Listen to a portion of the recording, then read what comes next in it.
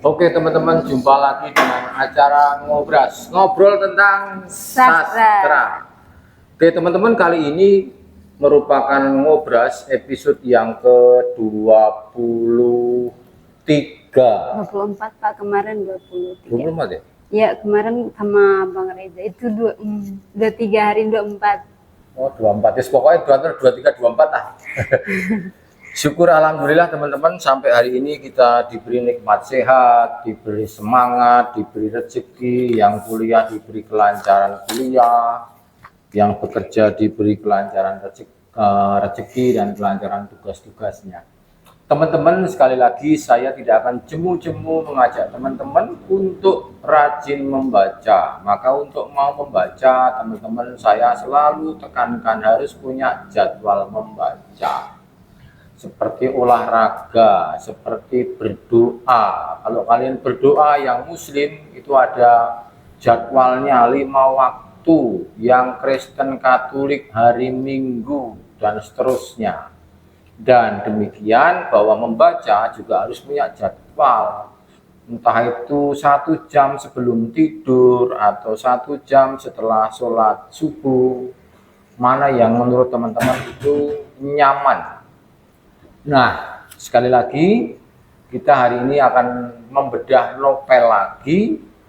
Salah satunya novel dari Indonesia yang baru pertama nih, karyanya Yuli Pritania, termasuk novel pop. Judulnya itu The Day I Love You. Hari ini saya mencintaimu. Nah, novel ini teman-teman nanti akan dibedah oleh teman saya, namanya Mbak Norlin. Untuk kenal lebih dekat, mari kita kenalan dengan Mbak Norlin. Silakan Mbak Norlin, kenalkan. Yes. Nama lengkapnya siapa? Ya, Pak. Jadi teman-teman, perkenalkan nama saya Norlin C. Florida Sinyakase.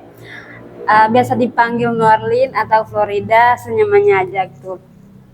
Saya berasal dari Nusa Tenggara Timur dan lahir di sana juga pada 2000 tahun yang lalu.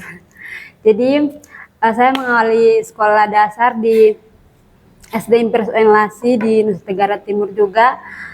SMP-nya di sana juga sampai SMA selesai. Terus SMA jurusan apa? bahasa, Pak. Oh, bahasa. Oke, tunggu dulu. Waktu SD, SMP, sampai SMA akhirnya mengambil jurusan bahasa, itu mulai kenal puisi, cerpen, novel, itu saat duduk di bangku SD, SMP, SMA? Di SMP sih cuman puisi cerpen doang. Kalau novel pas masuk Universitas Pamulang baru mulai tahu novel. Kalau tahu novel itu cuman dengar novelnya aja, tapi untuk menyentuh fisiknya langsung belum pernah pas masuk universitas. Zaman SMP belum pernah nonton SMA? Belum pernah, kayak dengar doang tapi nggak pegang fisiknya langsung. Oh gitu. Ya. Terus akhirnya kuliah, lulusan berapa SMA? Tahun 2019. Langsung kerja atau kuliah langsung? Langsung kerja dulu 1 tahun di Bali, terus ke Jakartanya 2 tahun kemudian, 1 tahun kemudiannya. Oke, jadi teman-teman, lagi-lagi ya, narasumber saya ini seorang mahasiswa sambil bekerja, kuliahnya ngambil di kelas karyawan. Jadi sekali lagi teman-teman, saya ingatkan untuk mengubah nasib, salah satunya lewat jalur pendidikan seperti Mbak lakukan hari ini. Dia kuliah tentu saja ingin menaikkan derajatnya, ingin mengadu nasib atau mendapatkan nasib yang lebih baik lagi. Nah, kuliah ngambil kelas karyawan, Iya. terus ngambil bahasa dengan Pak. alasan waktu SMA ngambil bahasa. Enggak, tadinya tuh gini Pak, jadi tadinya itu kayak ya udah mengambil sastra karena kayak lebih ke basic matematikanya nggak bisa. Kalau ke sastra kan nggak ada matematika hitung-hitungannya. Tapi setelah udah ngambil sastra, Jadi kayak ngerasa nyesal dikit karena kayak misalnya kan di Kupang itu mau jadi guru CPNS itu harus jurusan yang kayak pendidikannya langsung bukan sastra. Jadi kayak tadinya udah mengulang dari dari FKIP-nya aja. Jadi kayak udah kuliah 1 tahun mau ngulang lagi tapi udah mending lanjut aja nggak apa-apa. Jadi dilanjutin aja gitu. Tadinya menyesal karena ngambil sastra tapi seiring berjalannya waktu ngejalanin ya udah kayak mulai merasa bangga dengan diri sendiri karena udah mengambil sastra gitu. Oh, rencana Bang Zul ambil FKIP. Iya Pak, karena bisa jadi guru yang tetap gitu. Loh, jadi nanti juga bisa dari sastra itu jadi guru di Iya, SMP, SMA. Cuma nanti untuk mengikuti sertifikasi, nanti tinggal Mbak ikut PPG iya Pak. atau ngambil akta mengajar di beberapa kampus yang menyediakan akta mengajar itu bisa. Jadi jangan khawatir, Iya. pasti ada jalan. Iya, Pak. Oke, kali ini kita akan membahas novelnya The Day I Love You karangan dari Yuli Cerita. Britania. Ini novelnya teman-teman. Ini novelnya, teman-teman bisa nanti lihat di apa Di itu, Gramedia ada, Gramedia atau di marketplace. Shopee juga ada. Di marketplace itu banyak. Oke, ceritakan sinopsisnya Mbak yang agak jelas. Jadi sinopsisnya itu menceritakan tentang seorang perempuan bernama Annelise yang berusaha untuk mendapatkan rumah impiannya, tapi yang rumah impiannya itu yang terletak di danau yang berhadapan langsung dengan dermaga gitu Pak. Jadi kayak rumah impiannya itu akhirnya terpenuhi, maksudnya ya terpenuhi, tersampai karena dia bertemu dengan yang Austin, dengan cowoknya ini namanya Austin. Jadi kayak cowoknya ini seorang arsitek ya Pak. Jadi kayak dia sebelumnya itu mereka bertemu tanpa disengaja gitu kayak di sebuah Central Park. Central Park. Jadi kayak di taman umum. Iya, di taman Di umum BSD gitu. ke taman Iya. kota. Terus Iya, Pak. Jadi kayak tadinya itu sebelum mereka bertemu itu kayak masing-masing menjalani hidupnya sendiri gitu Pak, kayak tanpa disengaja kayak Annelise yang mulai ngomong langsung dengan Austinnya ini.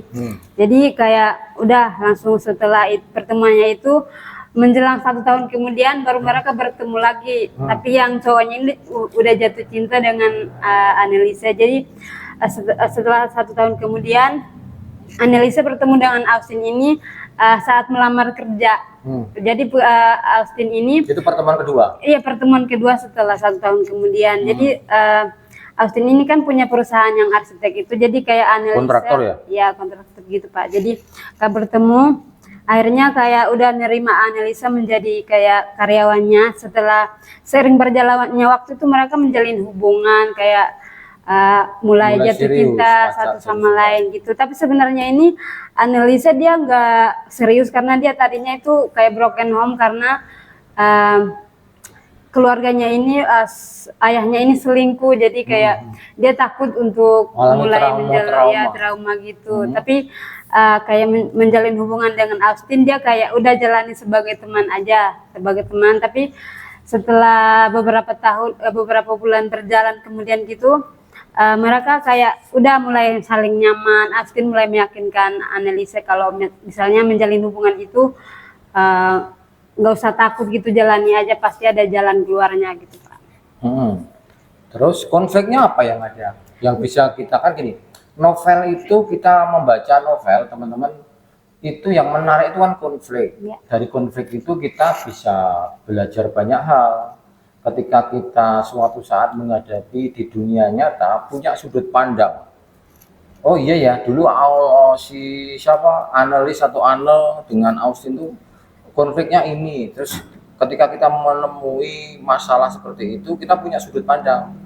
Cara masalahnya gimana? Gimana? Konfliknya apa sih? Konfliknya ini jadi kayak mereka menjalin hubungan, jadi kayak latarnya itu kan di New York, jadi mereka ikutin budaya yang di sana. Jadi sebelum menikah itu mereka boleh tinggal bersama, jadi kayak udah boleh, Annelise boleh tinggal bersama Austin. Jadi kayak Annelise ini tinggal bersama Austin beberapa bulan berjalan itu, akhirnya ada konfliknya ini, dia salah paham sama Austin ini karena kayak yang Austin ini kayak berciuman dengan cewek lain, tapi ternyata itu adalah kakaknya dia nggak cari tahu dulu, dia malah meninggalkan tempat tinggal yang dia selama ini tinggal sama Austin gitu Pak. Jadi kayak Anneliese tinggalin Austin tanpa ada alasan yang pasti gitu. Jadi Anneliese cuma ninggalin surat katanya jangan cari dia, akhirnya Austin ikutin maunya Anneliese, jangan cari Anneliese gitu Pak. Terus akhirnya setelah ditinggalin? Ya setelah ditinggalin itu kayak Putus akhirnya?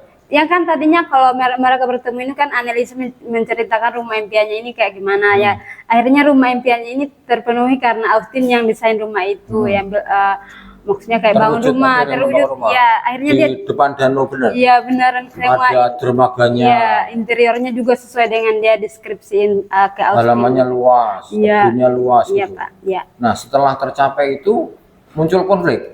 Nggak muncul konflik, jadi kayak setelah mereka berpisah itu kan Austin kayak diam-diam membangun rumah itu. Nah setelah beberapa sering berjalannya waktu itu, Anneliese kan mencari rumah itu, ketemu ya langsung kayak rumah itu udah dia yang tinggalin rumah itu, ternyata Austin yang bangun rumah itu buat dia gitu. Jadi kayak semua rahasia yang Austin selama ini sama Anneliese menjalin hubungan, dia Austin tinggalin semua cerita kenangannya itu di rumah itu. Jadi Anneliese ketemu semuanya tentang mereka, hubungan mereka di rumah yang dia bangun gitu buat buat Anneliese. Si Anneliese itu kok waktu sampai dia cemburu ninggalin si siapa, Austin ya? Iya, Austin. Austin itu ketika dia melihat adegan ciuman dengan kakaknya. Iya, kakaknya. Memang nggak bertemu dengan keluarganya, nggak kenalan dengan kakaknya gitu? Belum ketemu langsung. Jadi kakaknya ini kayak jarang berfoto juga, kakaknya Austin ini. Jadi kayak belum pernah ketemu sama orang tuanya. Jadi kayak udah langsung tinggal satu atap aja, belum ketemu sama keluarganya. Kayak keluarganya Austin belum pernah ketemu sama sekali. Ini tokoh si Anne sama si Austin itu memang orang dari Indonesia yang kuliah di sana atau memang orang New York? Emang orang sana Pak, jadi kayak penulisnya kan dari Indonesia, tapi dia ngambil latar tokohnya, budayanya dari New York, dari sananya. Jadi kayak ngikutin budaya di luar negeri. Gitu Pak. Terus mereka akhirnya apa? Menikah, bubar? Akhirnya bersatu kembali karena kayak mereka bertemu lagi karena kayak menulis surat, kirim-kiriman surat, tapi mereka nggak tahu kalau misalnya itu mereka pernah bertemu gitu. Pada akhirnya baru ketemu rahasia itu di rumah itu. Jadi Anneliese baru sadar, akhirnya dia kembali untuk mencari tahu Austin lagi gitu Pak. Oh gitu. Nah, ada nggak surat-suratnya ditulis nggak situ? Surat-surat cinta ya? Surat-suratnya, tapi itu ini settingnya tahun berapaan? Kok masih surat, belum WA, belum email? ini kan masih di luar negeri, jadi kayak masih yang kayak Iya, yang maksudnya setting tahun berapaan kok? Setting Kok masih tahun- pakai surat? yang kirimin surat ini kan yang di luar negeri, yang kota-kota itu yang di Paris itu kan ada Pak, yang walaupun zaman sekarang tapi dia masih berkiriman surat. berkirim Gitu. surat. Ya ada kota kecil di situ yang Coba masih berkirim ambil salah surat. satu surat Ambil salah yang satu dikirim surat. siapa? Yang Jared itu kan pakai nama samaran tapi ternyata itu Austin Pak. Oh. Jadi kayak ini surat kan pertama yang tokohnya itu ada Jared, cuman ada Austin sama si Anne kalau di sini kan? Atau Kalau- Mbak tulis Anneliese itu kan? ya Anneliese itu Jared itu kan Austin Pak, nama lengkapnya Austin Jared Myers gitu Pak. Oke. Ada suratnya nggak coba? Ada Salah satu. suratnya Pak. Saya Nah, ini, Pak. tertarik supaya Ini surat ini yang surat siapa ke siapa? dari Austin ke Anneliese. Untukmu yang kini mungkin untukmu yang kini menghuni rumahku. Oh, jadi dia mengirim ke Iya, ke Anneliese yang ternyata rumahnya dia itu Austin yang kirimin surat. suratnya panjang ya. Iya Pak. Teman-teman saya bacakan sepenggal, satu paragraf lah. Aku tidak memiliki maksud apa-apa dengan mengirimmu surat ini.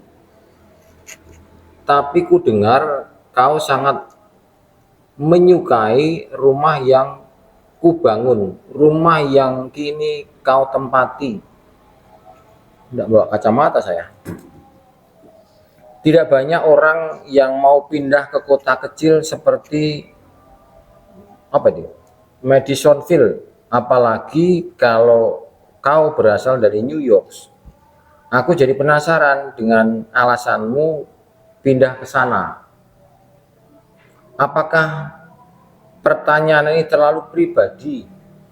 Jadi surat-surat ini akhirnya berbalasan. Ya berbalasan gitu Pak. Coba balasannya Ane ke Ke siapa? Austin. Ke Austin. Ini Nah sambil dicari. ini yang dari Ane ke Austin Pak ya. Pernah Dear Jared. Oh iya, karena nggak tahu kalau dia ya. Iya kalau nggak tahu kalau itu. Terima kasih atas suratmu yang mengagumkan.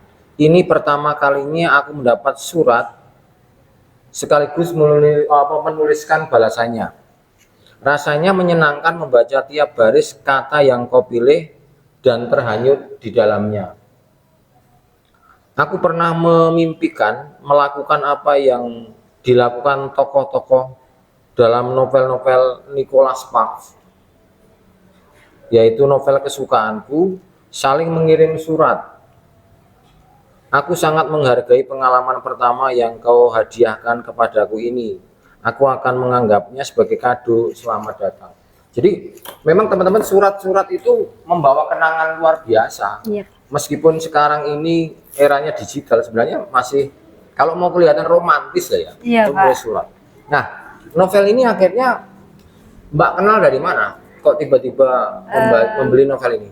Saya tahunya itu pas saya ke Gramedia, kan saya bingung mau beli buku apa, tapi saya cuma muter-muter doang. Gramedia mana? Gramedia Pustaka yang di Plaza Bintaro. Oh, Jadi saya kayak bingung mau beli buku apa, tapi saya lihat tertarik karena judulnya bagus dan desainnya juga bagus, kayak menarik. Jadi akhirnya saya baca sekilasnya doang, ya udah saya ambil aja langsung baca. Jadi kayak udah menarik itu aja. sebelum Mbak ada keinginan untuk kayaknya untuk objek kajian penelitian gunakan ini tugas akhir. Tadinya belum kepikiran, tapi setelah membaca ini terus kayak tahun terbitnya juga tahun 2022, jadi udah saya kayak udah sesuai dengan teori yang mau saya pakai untuk penelitian skripsi gitu. Nah, setelah membaca novel itu, Iya, apa yang paling mengesan? yang paling Paling berkesan banget buat mengesankan- Mbak? Iya, yang paling mengesankan itu kayak kita nggak usah khawatir tentang menjalin hubungan, kita jalanin aja, nanti kalau misalnya takdir ya pasti kita dipersatukan kembali gitu. Kayak Austin dan Annelisa kayak menarik karena kayak walaupun mereka nggak saling mengenal, yang Austin sama Austin sama Jared ini satu orang yang sama, tapi dia pakai dua nama yang berbeda, Austin Jared gitu. Oke, cuman kasusnya si Anne itu tahu bahwa itu si Austin itu tahu, atau Jared itu tadi kan, atas nama Jared tadi kan, Iya. itu tahu bahwa si Anne kan, cuman Belum tahu juga Pak, jadi mereka sama-sama nggak tahu kalau misalnya mereka itu bertemu lagi di itu enggak, yang waktu surat-suratan itu loh. surat-suratan juga nggak tahu karena pakai nama samaran, jadi mereka nggak kasih tahu kalau Si Anne pakai samaran apa? namanya dia itu kan Annelise Summer terus Myers, dia jadi dia pakai pakai nama Summer. Oke. Nah, setelah membaca novel ini, terus Mbak memutuskan untuk membuat kajian itu, untuk penelitian proposal itu. Iya Pak. Judulnya apa, Mbak? Kalau boleh tahu skripsinya. Hierarki kebutuhan tokoh utama dalam novel ini, novel Days I Love You. Oke. Oh, Abraham Maslow. Iya, Abraham Maslow. Oke, ya. Kalau secara serampangan ya, Iya Pak. secara kayak first impression lah, pesan pertama membaca cerita, sebenarnya kebutuhan itu tercapai semua. Iya Pak. Artinya Maslow itu kan ada fisik kan, Iya, mulai dari fisiologi, kemudian rasa aman, kemudian mencintai dicintai, Iya. terus penghargaan, iya Pak, sampai sampai ke aktualisasi diri. Jadi teman-teman, kalau teman-teman belajar membaca sebuah novel bisa dihubungkan dengan beberapa teori, entah itu teori psikologi, sosiologi, feminisme, macam-macam, termasuk nanti postkolonial, kemudian termasuk ekofeminisme. Teman-teman bisa belajar banyak hal. Oke, banyak data sebenarnya ya di novelmu itu, hampir dipastikan semua ada dan banyak. Iya Pak. Harusnya ada semua. Kayak makan kan dari situ ada ketahuan kan dia. Iya. Makannya pasti tercukupi, cintanya dapat, penghargaannya dapat, sampai nanti aktualisasi Iya. dirinya Iya. dapet. Dia gampang, cepet skripsinya. Iya Pak. Oke, coba baca beberapa quote yang kamu temukan, Mbak temukan yang menarik. Yang menarik ya Apa? ini yang pertama yang saya kutip nih. Mhm. Ini yang percakapan mereka berdua, Austin sama ini Anneliese. Jadi kayak Austin bilang gini, aku percaya diri itu berbeda. Aku tahu kelebihanku dan aku tidak berusaha merendahkan diri sendiri hanya demi membuat orang lain merasa lebih baik. Terus kelanjutannya, Selanjutnya itu aja.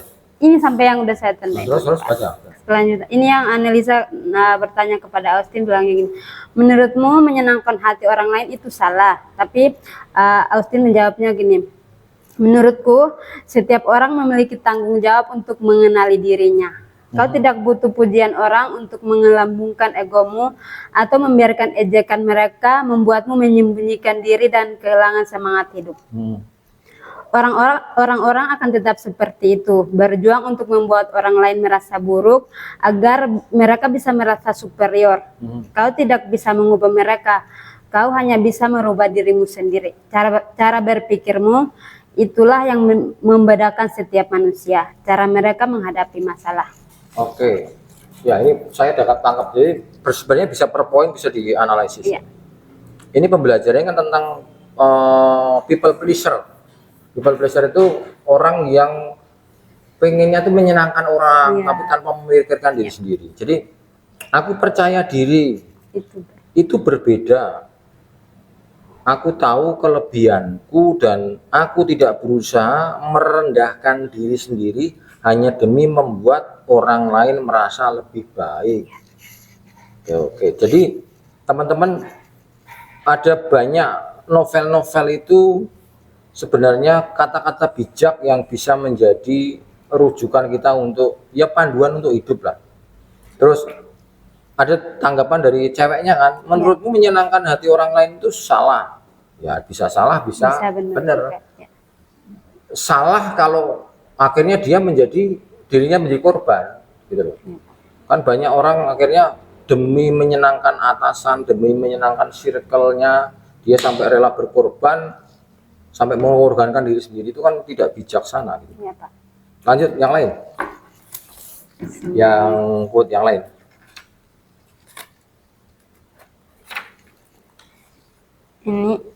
Ini percakapan juga antara Austin sama Anes. Jadi Austin bertanya kepada Anneliese, katanya, katakan apa yang paling kau takutkan? Langsung Anneliese menjawab, perubahan perasaan. Terus Anneliese melanjutkan bahwa tidak ada yang bisa menjamin jalan pikiran manusia. Hari ini A, besok bisa saja Z. Oke, maksudnya apa? Maksudnya kayak kita nggak bisa menjamin pikiran orang lain. Misalnya hari ini dia bilangnya gini, tapi besok lagi bilangnya lain lagi gitu. Kayak kita nggak bisa percaya apa yang dia katakan gitu. Kayak nggak menjanjikan gitu, Pak. Oke, ini quote itu bisa dalam bentuk pernyataan, bisa juga muncul dalam percakapan. Ini kan percakapan si Austin sama Anne. Austin sama Anne kan? Iya. Katakan apa yang paling kau takutkan. Kan kadang-kadang ada orang nggak berani ngomong ya hal-hal yang ditakutkan, maka perlu orang tua, perlu yang dipercaya. Kalau kamu nggak nyaman dengan orang tua, minimal punya teman untuk mengatakan itu supaya nanti lega. Terus perubahan perasaan itu yang dia paling takutkan. Terus tidak ada yang bisa menjamin jalan pikiran manusia. Hari ini A, besok bisa Z, B atau bisa Z. Karena gini, kalau Mbak Norlin pernah baca, nanti kalau mau baca bukunya saya kasih, ada buku Stoik.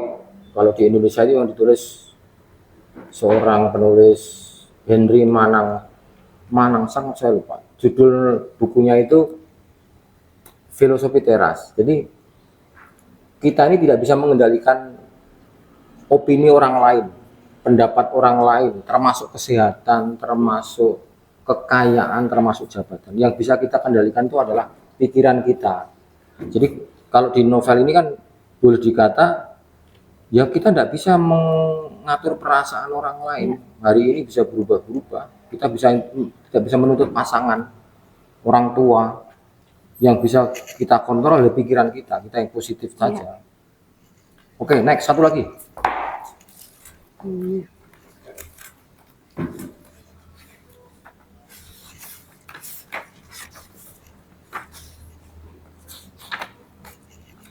Ini satu lagi Pak. Jadi Austin lagi yang bilang bahagia itu sederhana, tergantung sesederhana apa otakmu mendefinisikannya. Kau bisa merasa bahagia hanya dengan beberapa dolar di tanganmu, merasa cukup karena kau bisa membeli apa yang memang kau butuhkan, atau kau baru bisa merasa bahagia setelah memiliki setumpuk uang di bank, mobil sport berderet di garasi, rumah mewah di banyak kota, dan kekasih yang bisa dipamerkan di mana saja. Untuk setiap orang, definisi bahagia itu berbeda. Tapi ada satu esensi yang sama tentang satu kata itu, bahwa semua manusia hidup untuk mendapatkannya. Oke, mau miskin, mau kaya, berhak mendapatkan kebahagiaan. Jadi kalau teman-teman ingat ya, uang, mobil, terutama uang. Oh, kalau saya mendapat uang, saya happy. Ingat loh ya, uang itu hanya alat untuk menuju bahagia. Banyak loh orang kaya di luar sana, mungkin miliarder, kejar uang belum tentu happy, karena dia akan selalu kurang, dan seterusnya. Oke, bagus sekali teman-teman. Mudah-mudahan yang obrolan singkat ini memberi manfaat, memberi faedah. Yang pasti novel apapun, tidak ada orang mengatakan oh novel ini jelek, novel ini bagus. Semua novel ada hikmahnya, ada hiburannya. Dan ingat, selalu saya katakan tentang moto dulce et utile tadi. Dulce itu artinya menghibur, utile itu adalah memberi pendidikan, memberi pembelajaran. Pasti apapun novelnya, cerpennya, puisinya, itu pasti ada pembelajaran yang bisa kita petik. Satu, kira-kira sampai berapa sekarang skripsi? Bab 4 Pak. Oh, bab 4. Udah kumpul berapa data? 51. Oke, puji Tuhan. Ya. Semangat. Iya Pak. Minta tolong closing statement, beri pesan-pesan kepada adik-adikmu yang di semester awal supaya mau membaca. Baik teman-teman yang baru mulai kuliah di Fakultas Sastra atau di mana saja berada, jangan malas untuk baca, karena baca adalah jendela untuk membuka dunia. Kita bisa mencapai impian kita.